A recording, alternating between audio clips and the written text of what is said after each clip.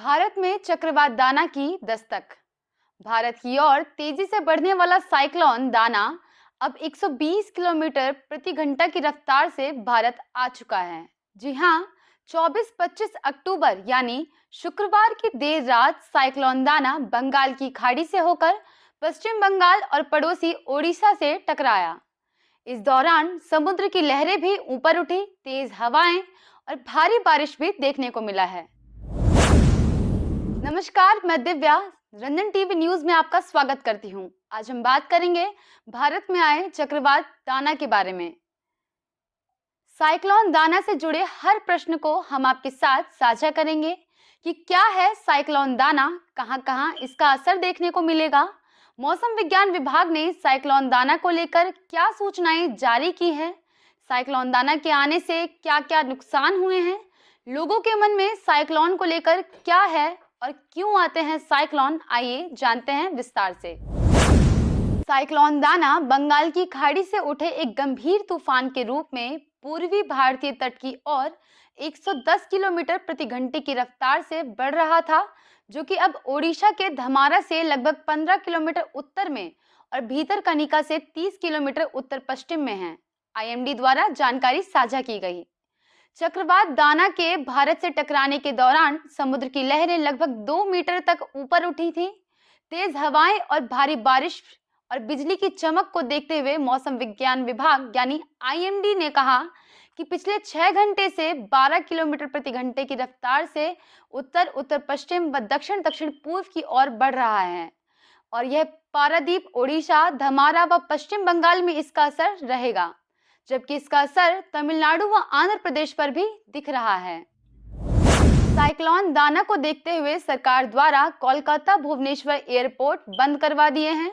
500 से ज्यादा ट्रेनें रद्द की हैं। लोगों को सुरक्षित स्थानों पर पहुंचाया गया है। इतना ही नहीं, पर्यटकों और तीर्थयात्रियों को पुरी की यात्रा न करने की चेतावनी जारी की है। मछुआरों को भी समुद्र तट पर नहीं जाने की सलाह दी गई है। चक्रवात दाना के आने से धमारा, भद्रक जैसे इलाकों में तेज हवाएं, भारी बारिश के कारण समुद्र अशांत हो गया है।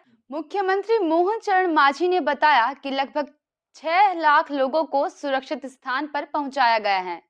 लोगों के बीच डर का माहौल बना हुआ है। कई पेड़ उखड़ गए हैं। लैंडस्लाइड की वजह से सड़कों का भी हाल बेहाल नजर आ रहा है। आइए अब जानते हैं कि क्यों आते हैं चक्रवात। जब समुद्र की सतह का तापमान 26.5 डिग्री सेल्सियस से ज्यादा हो जाता है, तब हवाएं समुद्र से ऊपर उठने लगती हैं। इससे नीचे की तरफ कम दबाव वाला क्षेत्र बनता है। समय के साथ आसपास चलने वाली हवाओं से इस कम दबाव वाले क्षेत्र में दबाव बढ़ता है और इसी तरह वो चक्रवात बन जाता है।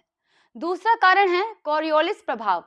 कोरियोलिस प्रभाव मतलब पृथ्वी के घूर्णन के कारण हवा और तूफान एक दिशा में मुड़ने की प्रवृत्ति में होते हैं, जिस कारण चक्रवात घूमने लगते हैं। इसलिए इसे कोरियोलिस प्रभाव कहा जाता है। और वायुमंडल में नमी की उपस्थिति के कारण भी चक्रवात का निर्माण हो। क्या चक्रवात दाना से पहले भी कोई चक्रवात आया है? तो इसका जवाब है हाँ। विपरजॉय, जो कि 2023 में आया था, यह एक अत्यंत गंभीर चक्रवाती तूफान था जिसने गुजरात और पाकिस्तान के तटीय क्षेत्रों में भारी तबाही मचाई थी। दूसरा है तौकते, जो कि 2021 में आया था। यह चक्रवात अरब सागर से उत्पन्न हुआ था और गुजरात, महाराष्ट्र के तटीय इलाकों में बुरी तरह से प्रभावित किया था। तीसरा है गुलाब, जो कि 2021 में आया था। यह बंगाल की खाड़ी से बना और आंध्र प्रदेश तथा ओडिशा के तटीय क्षेत्रों पर अपना असर छोड़ा। तो यही थी चक्रवात दाना को लेकर विस्तृत जानकारी। अब जानते हैं क्यों पड़ा चक्रवात का नाम दाना। ये बताएंगे हमारे ही को एंकर हरदेव सिंह राजपूत जी। धन्यवाद दिव्या। अभी आपने जाना क्या है साइक्लोन दाना। अब आइए बताते हैं कैसे पड़ा इस तूफान का नाम दाना। चक्रवात का नाम मौसम विज्ञान संगठन WMO और संयुक्त राष्ट्र के एशिया प्रशांत आर्थिक और सामाजिक आयोग एस्कैप के तहत होता है। हिंद महासागर क्षेत्र के देशों जैसे Bharat, Bangladesh, Maldives, Myanmar, Oman, Pakistan, Sri Lanka, Thailand और ईरान ने मिलकर एक समूह बनाया है जो चक्रवातों का नामकरण करता है।